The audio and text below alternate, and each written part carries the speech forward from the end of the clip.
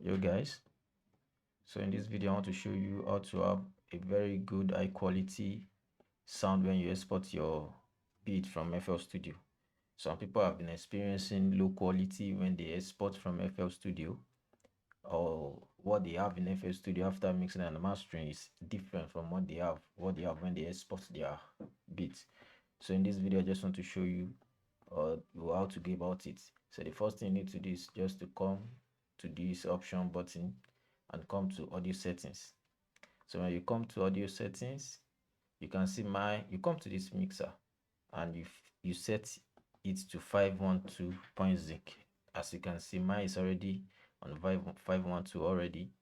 So when you set it like this, so you now also come, when you want to export that beat, you also make sure you set it to the same thing. As you can see, I also have 512. So it will help you, it will give you high quality. So you don't have any issue of having a different thing when you export and a different thing on your FL Studio. So you have the same high quality sounds when you export your beat. It is as easy as that. So don't forget to subscribe to this channel. Thank you.